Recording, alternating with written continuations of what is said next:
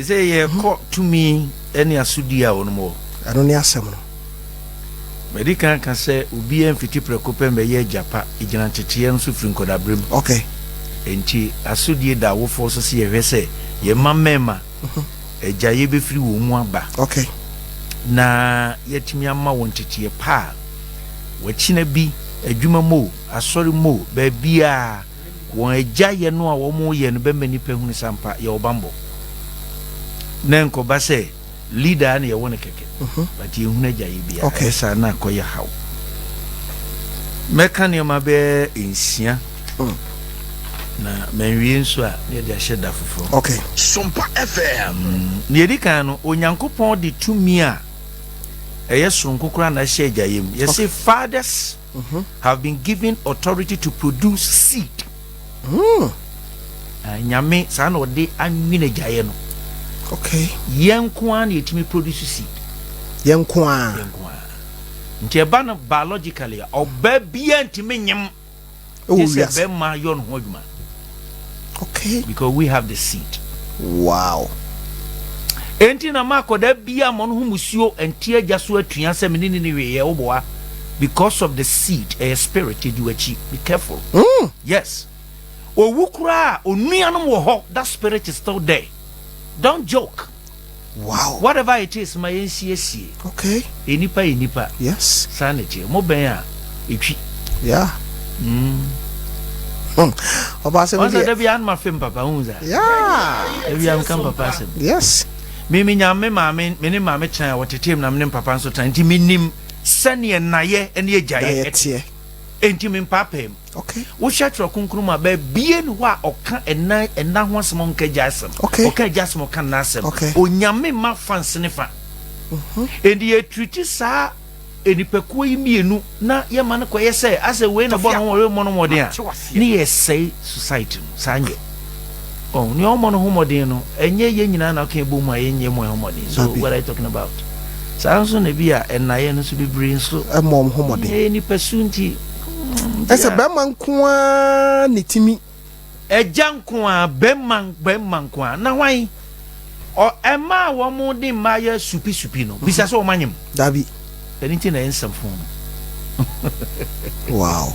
Ensamfon to say de bema de aye nti no nya bema ho tan ye we ya enti woni oba na unya feeling de feeling wanka so conscience kire wo se nkwase ade a wudie da nye Adam bonti ne nipa so sanse fun so o man de say adaje kwa tofi papa si Adam ade ede de na de onyame onyimi dabi wabobi se ebi anim aba poti wodi nwi kakra guso na we so wodi bibidi se nufu ase ball we twetwa wasi we na nkansi ani yes na wo to say ade de se minie no medi ni agase wadwene nye ade aso no Ava.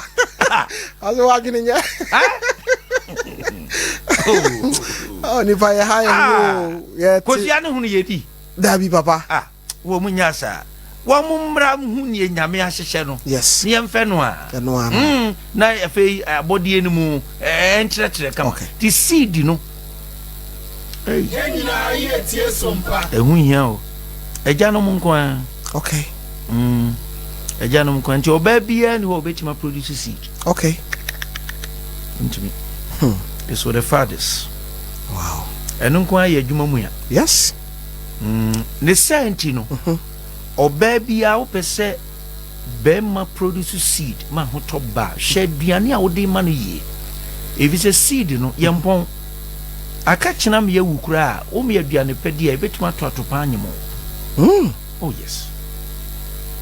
Okay. Oh, trouble bia me man be brain no mu die na se ne ma na se na se na kra. Yeah. Pensio na ye yurubi na seed na say. Oh, na say. Sense all your ba. Hwe se bema otimi ema seed no.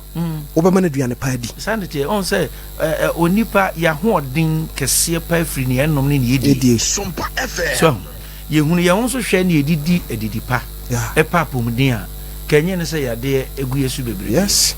Enunti na me I believe in a be before you know. Yes. You na me believe papa. Papa wa kwatena bruchira. Wanu na ne edi na bruchiro. ne boarding but no one edi abrofo nyo hwe abrofo ye kumfu donfo da bia me ka kire wo omunim niama a omo sesa betugu yesu okay sesa niama ne bi o abedi 20 years ebebre yase obenya botrama no so de beguso ni e dinsa na ebre yase sa ye hwe edidie pa ye bibinuane a ye die pa me ka kire say enka orthodox medicine bibre anke be ye no wow okay no ay ene papa say be manko an etimi emasi ebadia na je say mema kuretumi papa etumi a onyame dia hyagayem mema mu oba bia ntimi be manko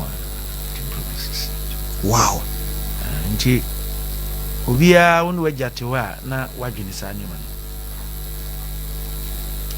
se ne nsam na enye duro so antimi anhwewa ya consider seed nuts okay na nye seed kekeo it comes with a spirit yes ndina obi efri mu a oyoba na ebe ne ho ade na ho abehia se osi abusuafo bi bam okay saja na wumpa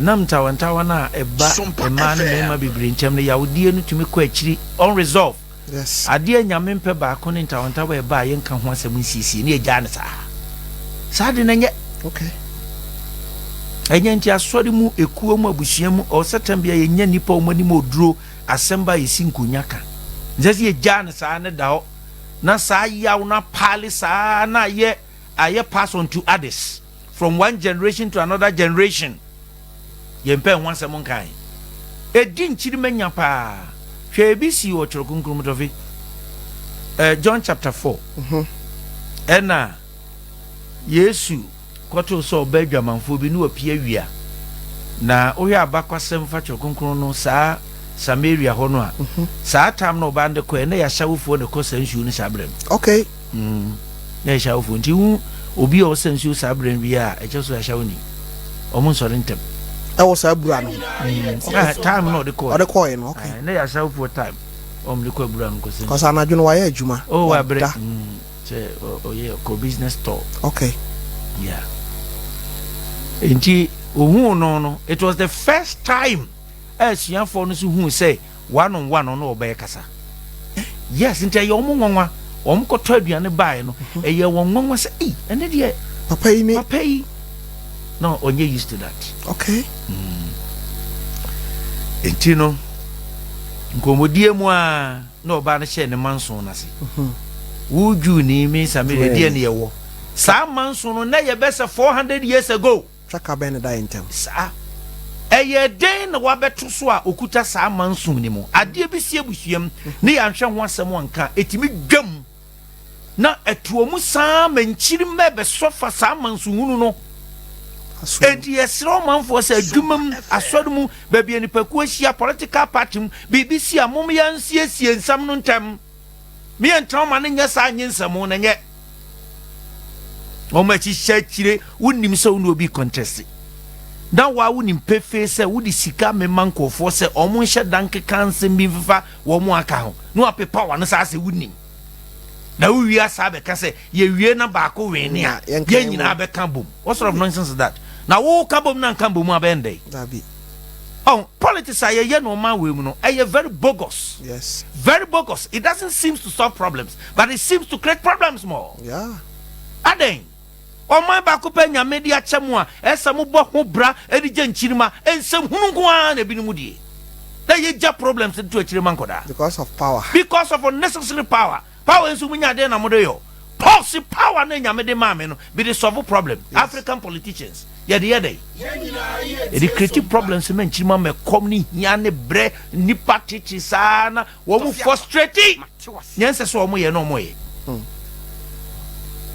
wo mu nya sa no masundue emra nansem wo ensem bi emema no homene so a eno radio bi be frame ne kra no nsen kom be frame na say no to fisania na no ne yeka no a afrefre no ma kire o mo say wo mo nye number no mo fro na me mo shisha wo no mu yi ko nya sa o me ha adwene ya na ebi wa na ha dwen pressure na no den do na say asamo a wo mo frɛ say wo mo ne mbadwene ho na say ewura eno so edi en say Kennedy echidi ni bi akoka say MPP fo no wo mo ejina no dos na me say no ntidi en we dey say adwenkyere nkofo ta kire ne da wo bi kura ka ato won so sa konfo du enso enti no ma wo ne dey afi ntidi na pese ohun bi se bisa no young girl na afi dey eni adam say wo link bi a ekire say obi aka wo se dey bi publication ben na ekire say Kennedy mu ni pa kan se dey bi